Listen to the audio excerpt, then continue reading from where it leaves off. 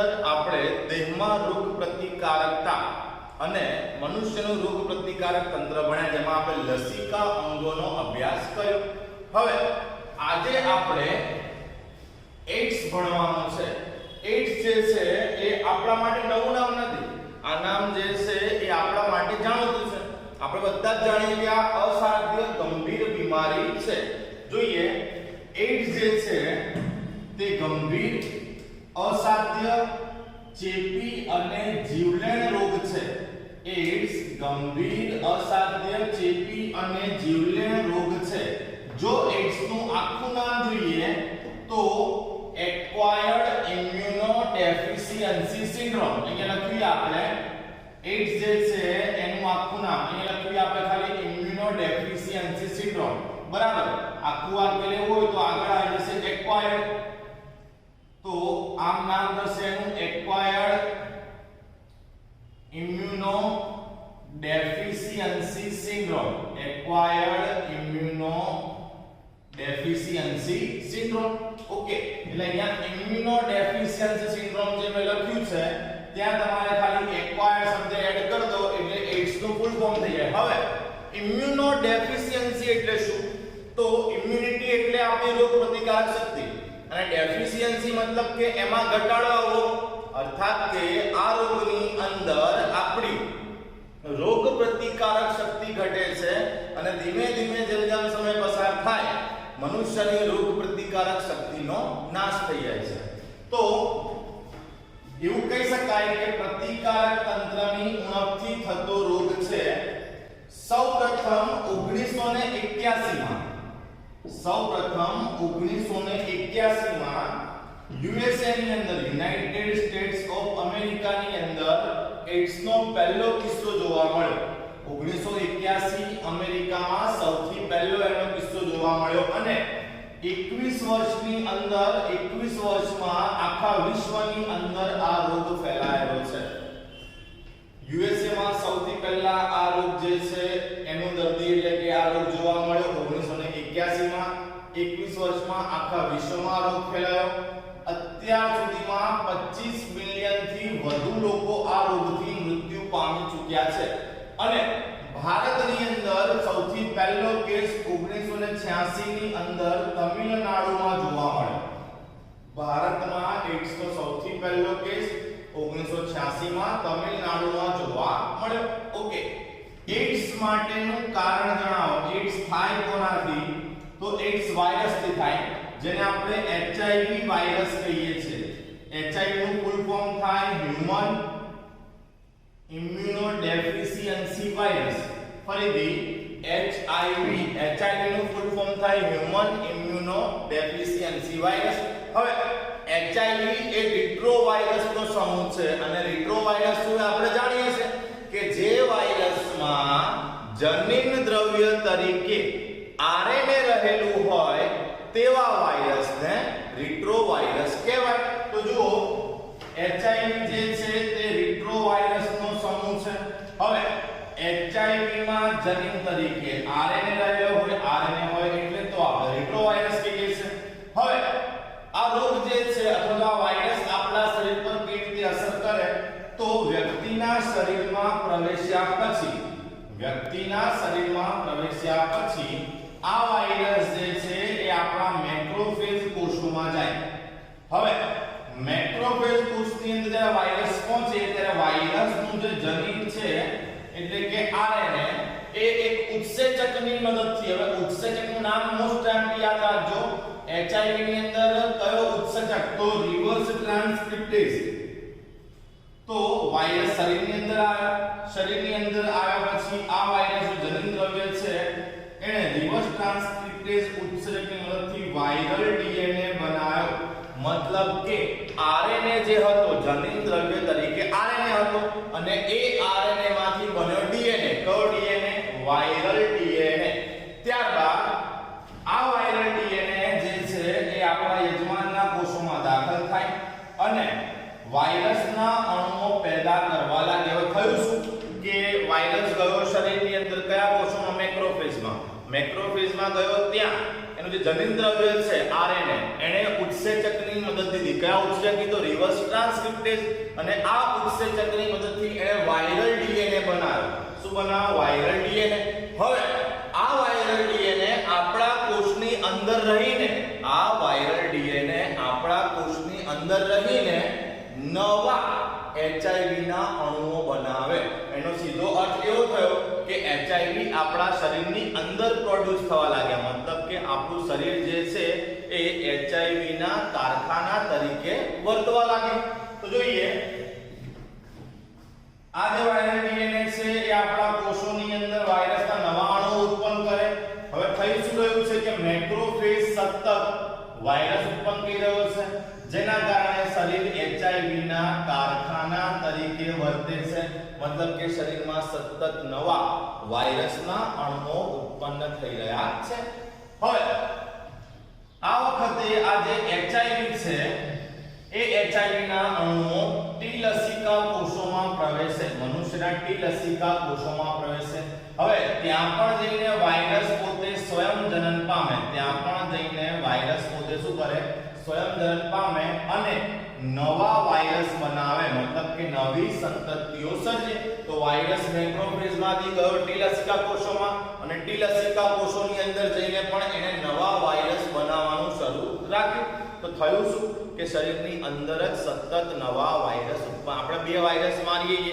સામે નવા 10 બની ગયા છે મતલબ શરીરમાં સતત નવા વાયરસ બની રહ્યા છે હવે જોઈએ આ જે નવા સર્જાયેલા વાયરસ છે એ આપણા રુધિરમાં જાય અને રુધિરમાં જઈને ત્યાંથી જે બીજા મદદ કરતા ટી લસિકા કોષો હોય એ ટી લસિકા કોષો પર હુમલો કરે તો વાયરસે કોની પર હુમલો કરી નાખ્યો આપણા ટી લસિકા કોષો પર હુમલો કર્યો આવું વારંવાર થયા કરે જેના કારણે આપણા શરીરમાં ટી લસિકા કોષની સંખ્યા ઘટે ટી લસિકા કોષની સંખ્યા ઘટે તે દરમિયાન લાંબા સમય સુધી તાવ આવવો વજનમાં ઘટાડો થવો આ પ્રકારના લક્ષણો જોવા મળે જો સિન્ડ્રોમનો અર્થ થાય લક્ષણોનો સમૂહ સિન્ડ્રોમનો અર્થ થાય લક્ષણોનો સમૂહ હવે થયું શું કે આ રોગ દરમિયાન આપણા લસિકા કોષો ટી લસિકા કોષો પર વારંવાર હુમલો થયો તો ટી લસિકા કોષોની સંખ્યા ઘટી ગઈ હવે ટી લસિકા કોષો એ આપણા રોગ પ્રતિકારક તંત્રનો અગત્યનો ભાગ છે હવે એમની સંખ્યા ઘટી જાય એના કારણે માઇક્રોબેક્ટેરિયમ એટલે કે બેક્ટેરિયા વાયરસ ફૂગ પરોપજીવી જેવા કે ટોક્સોપ્લાઝમા વગેરે સામે આપણું શરીર રક્ષણ મેળવી શકતું નથી કારણ કે લસિકા કોષો ઘટી ગયા તો આપણને બેક્ટેરિયાનો કે વાયરસનો કે ફૂગનો કે પરોપજીવીનો તરત ચેપ લાગી જશે આપણું પ્રતિકારક તંત્ર એની સામે લડી શકવા સક્ષમ છે નહીં એનું કારણ શું છે તો એનું કારણ એ છે કે વાયરસે આપણા ટી લસિકા કોષોને બહુ મોટી માત્રામાં નુકસાન પહોંચાડ્યું છે જેના કારણે ટી લસિકા કોષોની સંખ્યા ધીરે ધીરે કરતા ઘટી ગઈ છે એટલે આ બધા ચેપ સામે આપણે લડી શકવાના નથી હવે ચેપ અને એડ્સના લક્ષણો દેખાય તેના વચ્ચે સમય હોય છે જે મહિનાથી શરૂ કરીને વર્ષો સુધીનો હોઈ શકે મતલબ કે એવું ના હોય કે એચઆઈવી આપણા શરીરમાં આવ્યો તો એના આવતીકાલથી જ લક્ષણો જોવા મળશે કે હા ભાઈ આને એડ્સ થઈ ગયાના લક્ષણો જોવા મળશે ના એવું નથી એચઆઈવી શરીરમાં આવશે શરીરમાં એચઆઈવી પોતાની સંતતિઓ ઉત્પન્ન કરશે અને ધીમે કરતા એની અસર જોવા મળશે મતલબ ચેપ લાગ્યા પછી એના લક્ષણો જોવા મળે એની વચ્ચે બહુ મોટો સમયગાળો હોય છે મહિનાઓથી લઈને વર્ષો સુધીનો હોય છે સામાન્ય 5 થી 10 વર્ષ પછી પણ આ રોગની અસર જોવા મળી શકે તો પ્રશ્ન એ છે કે આ એચઆઈવી નો વાયરસ શરીરમાં આવે કઈ રીતે એટલે કે એચઆઈવી જે છે વાયરસ શરીરમાં આવ્યો કઈ રીતે આપણે બીમાર કઈ રીતે પડીશું તો એડ્સ જે છે એ થવાનું મુખ્ય કારણ છે કે વાયરસ શરીરની અંદર આવે હવે વાયરસ શરીરની અંદર આવવા પાછળ કયા કારણો હોઈ શકે અથવા એવું જોઈએ આપણે કે એડ્સનો ફેલાવો કઈ રીતે થાય તો જોઈએ સજાતીય જે એડ્સના રોગી હોય એ એડ્સના રોગી સાથે સજાતીય કે વિજાતીય સમાગમ દ્વારા એડ્સના દર્દી હોય ને કોઈને ધ્યાન ના હોય અને એ વ્યક્તિ સાથે સમાગમ કરવામાં આવે તો એના કારણે જે સ્વસ્થ વ્યક્તિ છે તેને પણ એડ્સ થવાની સંભાવના છે તે સિવાય કોઈ ચેપગ્રસ્ત વ્યક્તિ હોય અને એનું અંગદાન કરે અને એ બ્લડ બીજા કોઈ વ્યક્તિને જો આપી દેવામાં આવે ચેક કર્યા વગર, તો પણ જે સામેવાળી વ્યક્તિ સ્વસ્થ વ્યક્તિ છે એને એઇડ્સ થઈ શકે. મતલબ એચઆઈવી ગ્રસ્ત વ્યક્તિ જે છે જો એ બ્લડ ડોનેટ કરે છે અને એ બ્લડ બીજા કોઈને આપવામાં આવે તો એને પણ એઇડ્સ થઈ શકે છે. એ સિવાય રોગયુક્ત અંગ પ્રત્યારોપણથી હવે કોઈ વ્યક્તિ જે છે એને એચઆઈવી નો ચેપ લાગેલો છે પણ લક્ષણ જોવા મળતા નથી અને એ વ્યક્તિ પોતાનું કોઈ અંગ દાન કરે, માન લો કે કિડની ડોનેટ કરે છે. હવે એ કિડની જે વ્યક્તિમાં દાખલ કરીશું આપણે, સ્વાભાવિકપણે એ વ્યક્તિને પણ એઇડ્સ થવાનો છે. એટલે કે રોગગ્રસ્ત વ્યક્તિ જો અંગ પ્રત્યારોપણ કરે તો પણ આ એઇડ્સ જે છે એ થઈ શકે. તે સિવાય એઇડ્સના દર્દી માટે જે સિરિંજ ઉપયોગમાં લેવામાં આવેલી હોય ઇન્જેક્શન આપવા માટે કે વીગો નાખવા માટે જે સિરિંજ વપરાઈ હોય કે સોય વપરાઈ હોય, હવે એ જ સિરિંજ અન્ય કોઈ પેશન્ટ માટે જો વાપરવામાં આવે તો એને પણ રોગ થઈ શકે છે. માટે જ સામાન્યતઃ હવે ડોક્ટરો ડિસ્પોઝેબલ સિરિંજ વાપરે છે. એનો વન ટાઈમ યુઝ થાય, એકવાર ઉપયોગ કર્યા પછી એને ફેંકી દેવાની, ફરીથી એને વાપરવાની નહીં. મતલબ એક પેશન્ટ માટે એક સિરિંજ, એના પછી પેશન્ટ ગયો સિરિંજ ફેંકી દો, નવી સિરિંજ વાપરવી પડશે. તો આ રીતના રોગથી બચી શકાય. તે સિવાય જો કોઈ માતાને એઇડ્સ હોય અને જો તેણે ગર્ભ ધારણ કર્યો હોય તો એના ગર્ભસ્થ શિશુને પણ એઇડ્સ થઈ શકે છે. અથવા તો ચેપગ્રસ્ત માતા દ્વારા બાળકને સ્તનપાન કરાવવામાં આવે એટલે કે દૂધ પીવડાવવામાં આવે તો બાળકને ચેપ લાગી શકે છે. તો આટલા કારણથી એઇડ્સ જે છે તેનો ફેલાવો થઈ શકે છે. બાકી કોઈની સાથે હાથ મિલાવવાથી, એકબીજાના કપડાં પહેરવાથી, એક વાસણમાં જમવાથી, કોઈનું એઠું પાણી પીવાથી, કોઈને ગળે મળવાથી એઇડ્સ ફેલાતો નથી.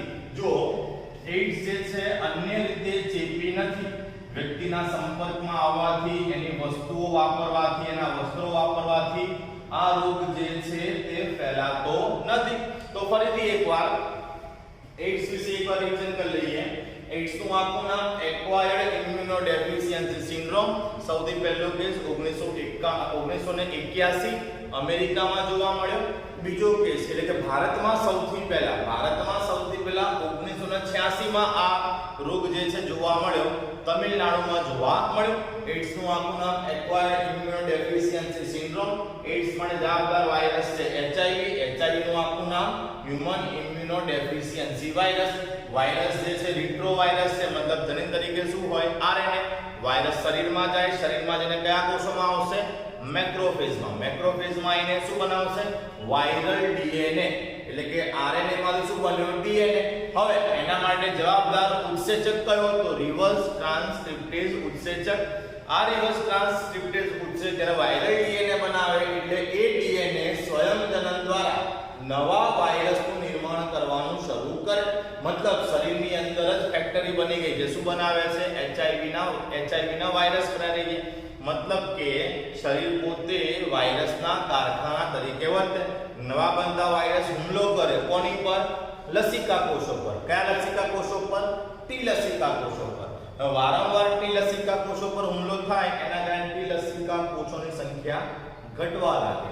આપણી રોગ પ્રતિકારક શક્તિ પણ ઘટવા લાગે, જેના કારણે બેક્ટેરિયા, ફૂગ કે પરોપજીવી કે વાયરસથી જે ચેપ લાગી રહ્યો હોય આપણને એની સામે આપણે લડી શકવાના નથી. કેમ? તો આપણું પ્રતિકારક તંત્ર નબળું પડી ગયું છે. ઓકે, તો આ રીતે વાયરસ આપણા શરીરની અંદર ફેલાય. બાકી એઇડ્સનો ફેલાવો થવાના કારણે વાયરસ શરીરની અંદર કઈ રીતે આવી શકે? એઇડ્સના દર્દી સાથે સજાતીય કે બીજાથી સમાગમ કરવામાં આવે તો, એચઆઈવી યુક્ત વ્યક્તિ બ્લડ ડોનેટ કરે તો એચઆઈવી યુક્ત વ્યક્તિ દ્વારા અંગ પ્રત્યારોપણ કરવામાં આવે, અથવા તો એઇડ્સના દર્દી માટે વપરાય સિરિંજ અથવા સોયનો વપરાશ કરવામાં આવે. એઇડ્સની રોગિષ્ટ વ્યક્તિ હોય તેવી માતા દ્વારા બાળકને સ્તનપાન કરાવવામાં આવે અથવા તો બાળકને જન્મ આપવામાં આવે તો પણ એને બાળકને એઇડ્સ થઈ શકે. એ સિવાય જોડે બેસવાથી, વાતચીત કરવાથી, હાથ મિલાવવાથી, ગળે મળવાથી, એકબીજાની વસ્તુઓ વાપરવાથી, એકબીજાના વસ્ત્રો વાપરવાથી એઇડ્સ ફેલાતો નથી. તો આટલા કારણથી એઇડ્સ ફેલાઈ શકે છે. તો હવે જોઈએ એઇડ્સના લક્ષણો. એઇડ્સના દર્દીને લક્ષણોને આધારે ત્રણ ભાગમાં વહેંચવામાં આવે, એટલે કે ત્રણ પ્રકારને એને આપણે પહેલું એવું વ્યક્તિ કે જેમાં એચઆઈવી હાજર છે, મતલબ કે એને વાયરસનો ચેપ લાગ્યો છે પણ એનામાં કોઈ લક્ષણ જોવા મળી રહ્યા નથી. આવી વ્યક્તિ જે એચઆઈવી ની વાહક કહેવાય, મતલબ એનામાં કોઈ લક્ષણો નહીં હોય પણ એના દ્વારા બીજા વ્યક્તિને ચેપ લાગવાની સંભાવના 100% છે. તો જુઓ, એચઆઈવી નો ચેપ લાગેલી વ્યક્તિ ત્રણ કક્ષામાં વહેંચી શકાય. પહેલું, એવી વ્યક્તિ જેના શરીરમાં એચઆઈવી હોય પણ રોગના કોઈ લક્ષણ જોવા મળતા નથી, એકદમ તંદુરસ્ત હોય તેવી જ દેખાય છે, આ વ્યક્તિ એચઆઈવી ની વાહક તરીકે વર્તે છે. મતલબ એનામાં ભલે રોગના કોઈ લક્ષણ ન હોય પણ તેના દ્વારા બીજા કોઈ વ્યક્તિમાં આ રોગ જરૂરથી ફેલાઈ શકે છે. પછી બીજું વ્યક્તિ એટલે કે બીજી કક્ષા જે છે એને એઆરસી કહેવાય, એડ્સ રિલેટેડ કોમ્પ્લેક્સ. મતલબ કે એડ્સ ના સીધા કોઈ લક્ષણ જોવા ના મળે પણ બીજી કેટલીક અન્ય સમસ્યાઓ જોવા મળે, જેમ કે અમુકમાં હળવા ચિહ્નો દેખાય. હળવા ચિહ્નો એટલે શું? તો થાક લાગવો, 4 અઠવાડિયા સુધી શરીરમાં કળતર થવું, તાવ આવે, લોહીના ઝાડા થાય, વ્યક્તિની ભૂખ મરી જાય, વજનમાં ઘટાડો થવો. આ સ્થિતિને એઆરસી મતલબ કે એડ્સ રિલેટેડ કોમ્પ્લેક્સ તરીકે ઓળખવામાં આવે છે. ફરીથી પહેલા પ્રકાર કે પહેલા વર્ગીકરણની અંદર એડ્સ ના વ્યક્તિ છે એમાં એચઆઈવી નો ચેપ લાગેલો હોય પણ લક્ષણ નહીં દેખાતું, એ વ્યક્તિ એચઆઈવી નો વાહક કહેવાય. બીજામાં કદાચ કેટલાક સામાન્ય લક્ષણ જોવા મળે તો એને એઆરસી એટલે કે એડ્સ રિલેટેડ કોમ્પ્લેક્સ કહેવાય. અને ત્રીજું આવે પૂર્ણ કક્ષાનો એડ્સ. એમાં કોઈ પણ કારણ વગર વજનમાં 10% નો ઘટાડો થઈ જાય, 1 મહિનાથી વધુ સમય સુધી તાવ આવે, ઝાડા, શરદી, ખાંસી, ન્યુમોનિયા જેવી બીમારીઓ જોવા મળે, ચામડીની રુધિરવાહિનીનું કેન્સર જોવા મળે, લસિકા ગ્રંથિમાં સોજો આવે. તો આ ત્રીજો પ્રકાર જે છે તે પૂર્ણ કક્ષાનો એડ્સ દર્શાવે છે. તો એડ્સ ના દર્દીને લક્ષણને આધારે આપણે 3 ભાગમાં વર્ગીકૃત કરી શકીએ. ત્યારબાદ એડ્સ જે છે એનું નિદાન કરવા, મતલબ કે થયેલી બીમારી એડ્સ જ છે એ નક્કી કરવા માટે 2 પદ્ધતિ ઉપયોગમાં લેવામાં આવે. એડ્સ નું નિદાન કરવા માટેની 2 પદ્ધતિ, સૌથી પહેલી છે એલિઝા અને બીજી છે ડબ્લ્યુબી. જો આપણે એલિઝાની વાત કરીએ, એલિઝા, તો એલિઝાનું ફૂલ ફોર્મ છે, એલિઝાનું ફૂલ ફોર્મ થાય એન્ઝાઇમ લિંક્ડ ઇમ્યુનો એબ્સોર્બન્ટ એસે. ખાસ યાદ રાખજો, એબ્સોર્બન્ટ એસે આ એક પ્રકારનો ટેસ્ટ છે જેના દ્વારા ખબર પડે કે એડ્સ થયો છે કે નહીં. અને બીજી પદ્ધતિ છે ડબ્લ્યુબી. હવે ડબ્લ્યુબી જે છે તેનું આખું નામ છે વેસ્ટર્ન બ્લોટ ટેસ્ટ. ડબ્લ્યુબી નું આખું નામ છે વેસ્ટર્ન બ્લોટ ટેસ્ટ.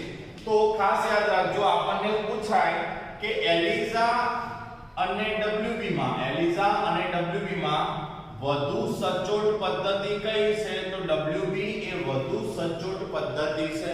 ત્યારબાદ આ રોગ મટાડવાની જો વાત કરીએ તો આ રોગની કોઈ દવા છે જ નહીં. દવા નથી એનો મતલબ શું થયો? કે આ રોગ અસાધ્ય રોગ છે. આ રોગની કોઈ પણ પ્રકારની સારવાર શક્ય નથી. તેની સાથે સાથે આ રોગની રસી પણ નથી, કોઈ વેક્સિન પણ હજી સુધી શોધાઈ નથી. તો આ રોગ જે છે એને આપણે મટાડી શકતા નથી, એટલે આપણે પ્રયત્ન એવો કરવો જોઈએ કે આ રોગ થાય જ નહીં, રોગ અટકાવવા માટેનો પ્રયત્ન કરવો જોઈએ. તો ભારતની અંદર એક સંસ્થા છે નાકો. નાકોનું આખું નામ છે National AIDS Control Organisation. National AIDS Control Organisation આ સંસ્થા જે છે એ ભારતમાં એડ્સ અંગે જાગૃતિના કાર્યક્રમો કરે છે. નાકો, નેશનલ એડ્સ કંટ્રોલ ઓર્ગેનાઇઝેશન. જ્યારે વૈશ્વિક સ્તરે WHO, બધાનું નામ જાણતા હશો, વર્લ્ડ હેલ્થ ઓર્ગેનાઇઝેશન. વૈશ્વિક સ્તરે WHO દ્વારા એડ્સ અંગેની જાગૃતિના ઘણા બધા કાર્યક્રમો કરવામાં આવે છે. તો ભારતની અંદર એડ્સ અંગે જાગૃતિ માટે કાર્ય કરતી સંસ્થા કઈ? National AIDS Control Organisation. જ્યારે આંતરરાષ્ટ્રીય સ્તરે કાર્ય કરતી સંસ્થા WHO વર્લ્ડ હેલ્થ ઓર્ગેનાઇઝેશન. ત્યારબાદ એડ્સ જે છે એ એડ્સ મટાડી શકાતો નથી પણ એને થતો અટકાવી શકાય. તો એડ્સને અટકાવવાના ઉપાયો: એક, જાતીય સંબંધની બાબતમાં લગ્ન જીવનમાં એક જ જીવન સાથીની મર્યાદાને ઓળંગવી જોઈએ નહીં. એક જ જીવન સાથી પસંદ કર્યા બાદ આજીવન એ જીવન સાથી સાથે સમાગમ કરી શકાય. જીવન સાથી અથવા તો સમાગમ માટે પાર્ટનર જો ચેન્જ કરતા રહેવામાં આવે તો એડ્સનો ચેપ લાગવાની સંભાવના છે. ત્યારબાદ જ્યારે પણ સમાગમ કરવામાં આવે ત્યારે નિરોધનો એટલે કે કોન્ડમ્સનો ઉપયોગ કરવો જોઈએ. ત્યારબાદ જો લોહીની જરૂર પડે, કોઈ વ્યક્તિ અત્યંત બીમાર હોય કે એનું એક્સિડન્ટ થયું હોય અને એને બ્લડ ચડાવવાની જરૂર છે, તો ખાસ કરીને યોગ્ય ચકાસણી બાદ જ કોઈ દાતાનું રુધિર લેવું જોઈએ. ક્યાંક કેવું પણ થાય કે યોગ્ય ચકાસણી ન કરી હોય ને HIV નો વાહક હોય એવા વ્યક્તિને જો બ્લડ ચડાવી દેવામાં આવે તો એ વ્યક્તિ જે છે તેને પણ રોગ થઈ શકે છે. ત્યારબાદ ઇન્જેક્શન જ્યારે પણ મુકાઈએ તો ઉકાળેલી જંતુરહિત કરેલી અથવા તો ડિસ્પોઝેબલ સોયથી જ ઇન્જેક્શન મુકાવવું જોઈએ. તે સિવાય રુધિરના સંપર્કમાં આવેલી હોય તેવી એટલે કે ટૂથબ્રશ, રેઝર, બ્લેડ વગેરે ક્યારેય પણ એકબીજાના વાપરવા જોઈએ નહીં. ટૂથબ્રશ, રેઝર, બ્લેડ પોતાના પર્સનલ હોવા જોઈએ, એકબીજાના ક્યારેય વાપરવા જોઈએ નહીં. અને લાસ્ટમાં HIV નો ચેપ ધરાવતા વ્યક્તિ સાથે દુર્વ્યવહાર કરવો કે એનો સામાજિક બહિષ્કાર કરવો જોઈએ નહીં. એક તો ઓલરેડી વ્યક્તિ એક બીમારીથી પીડી રહ્યો છે, એવા સમયમાં સાંત્વના, હોપ, પોઝિટિવિટી એને આપવી જોઈએ, પણ સમાજની અંદર એનો બહિષ્કાર કરી દેવામાં આવે. કારણ કે લોકોની એક એવી માન્યતા છે કે જાતીય સમાગમથી જ એડ્સ ફેલાય, એ સિવાય અન્ય કોઈ પણ કારણથી એડ્સ ફેલાય નહીં. વ્યક્તિ એક કરતા વધારે વ્યક્તિ સાથે જાતીય સમાગમ કરે તો એડ્સ ફેલાય, પણ આ માન્યતા તદ્દન ખોટી છે. આપણે ભણ્યા કે એડ્સ ફેલાવા માટેનું આ એક કારણ હોઈ શકે, પણ એની સાથે સાથે બીજા ઘણા બધા એવા કારણ છે કે જેના કારણે એડ્સનો ફેલાવો થઈ શકે છે. તો એ ખાસ ધ્યાન રાખવું જોઈએ આપણે કે એડ્સના દર્દી કદાચ જાણમાં આવે, આપણા કે ધ્યાનમાં આવે તો એ વ્યક્તિ સાથે પ્રેમથી, હૂંફથી વર્તન કરવું જોઈએ, પણ તેનો સામાજિક બહિષ્કાર કરવો જોઈએ નહીં. તો આ આપણે એડ્સના લક્ષણો બી પૂરા કર્યા, એની સાથે આપણે આજે એડ્સ જે છે તેને સંપૂર્ણ રીતે પૂરો કર્યો. એડ્સ માનવજાત તમને મૂંઝવતો સૌથી મોટો પ્રશ્ન છે, કારણ કે લાખો લોકો દર વર્ષે મૃત્યુ પામી રહ્યા છે અને એની સામે એની કોઈ દવા કે એની કોઈ પણ પ્રકારની વેક્સિન આપણે હજી સુધી શોધી શક્યા નથી. તો આજે અહીં સુધી રાખીએ. આગળ હવે આપણે કેન્સરનો અભ્યાસ કરવાનો છે, જેનો આપણે